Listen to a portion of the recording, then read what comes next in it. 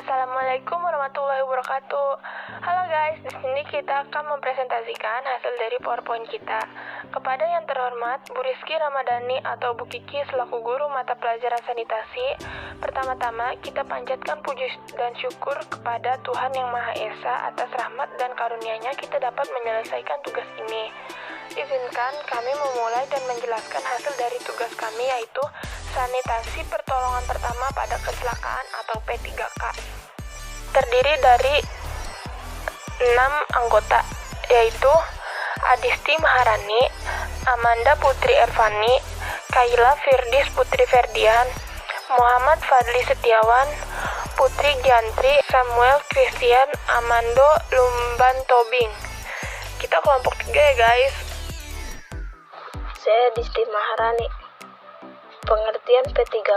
P3K merupakan pertolongan pertama yang harus segera diberikan kepada korban yang mendapatkan kecelakaan atau penyakit mendadak dengan cepat dan tepat sebelum korban dibawa ke tempat rujukan. Maksud dan tujuan P3K. P3K dimaksudkan memberikan perawatan darurat pada korban sebelum pertolongan yang lain lebih lengkap diberikan oleh dokter atau petugas kesehatan lainnya.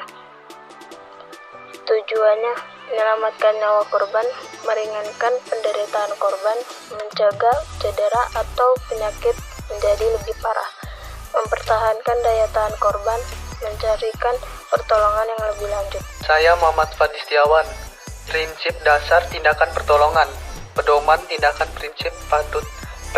Penolong mengamankan diri sendiri lebih dahulu sebelum bertindak. A. Amankan korban dari gangguan di tempat kejadian sehingga bebas dari bahaya. T. Tandai tempat kejadian sehingga orang lain tahu bahwa di tempat itu ada kecelakaan. U.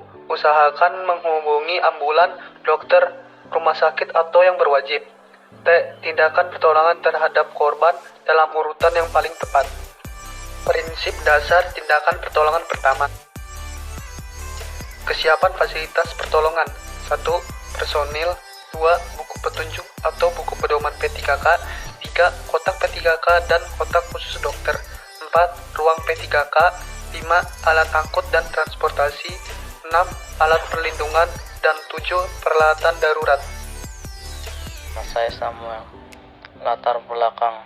1. Sumber bahaya tempat kerja. 2. Disadari tapi tidak dimengerti. 3. Adanya kecelakaan atau kematian akibat kelalaian kerja. 4. Belum diselenggarakan P3K di tempat kerja. 4. Perlunya P3K di tempat kerja. Gangguan umum. 1. Gangguan pernafasan.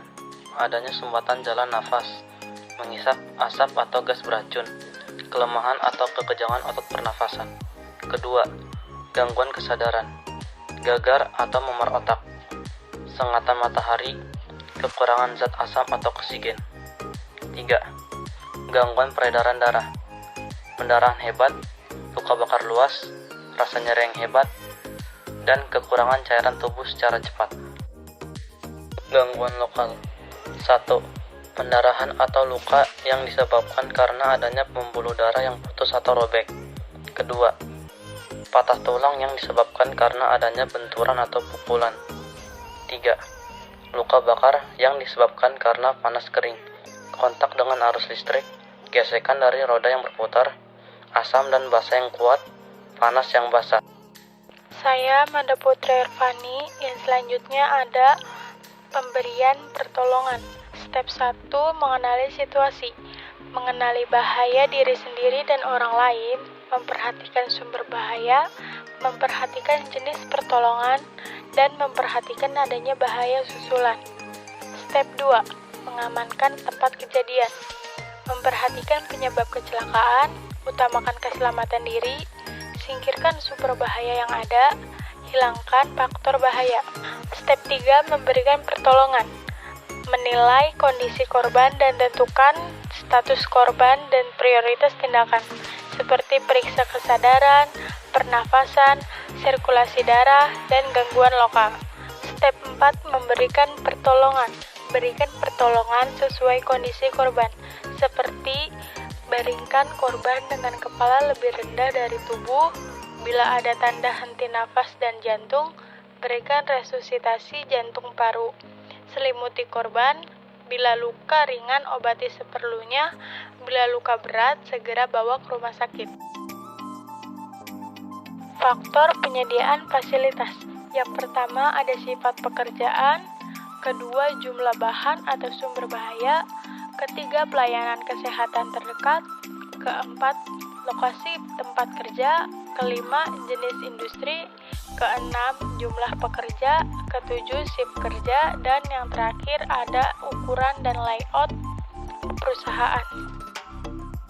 Nama saya Putri Giantri, yang selanjutnya ada pengawasan dan pelaksanaan P3K di tempat kerja. Yang pertama ada fasilitas, terdiri dari kotak P3K, isi kotak P3K, buku pedoman, ruang P3K, perlengkapan P3K, yaitu ada alat perlindungan, alat darurat, alat angkut, dan transportasi. Selanjutnya ada personil yang terdiri dari penanggung jawab, dokter, pimpinan PKK, dan ahli K3. Yang kedua ada petugas P3K, yaitu sertifikat pelatihan P3K di tempat kerja. Yang terakhir ada pembinaan pengawasan pelaksanaan P3K di tempat kerja. Yang pertama ada internal perusahaan, yaitu pengurus perusahaan, dokter perusahaan atau DPKTK, yaitu terus ada ahli K3, ahli K3 kimia, dan yang terakhir ada auditor internal. Terakhir ada eksternal perusahaan, yaitu ada pegawai, pengawas ketenagakerjaan, dan auditor eksternal. Sebelum kami mengakhiri presentasi kami, izinkan kami dari kelompok mengucapkan terima kasih. Terima kasih kepada Bu Kiki yang telah memberikan bimbingan pada mata pelajaran sanitasi, dan terima kasih pada teman-teman yang sudah memperhatikan hasil dari presentasi kami. Sekian presentasi dari kelompok kami. Jika ada yang kurang paham atau ada yang ingin ditanyakan, bisa bertanya di kolom komentar.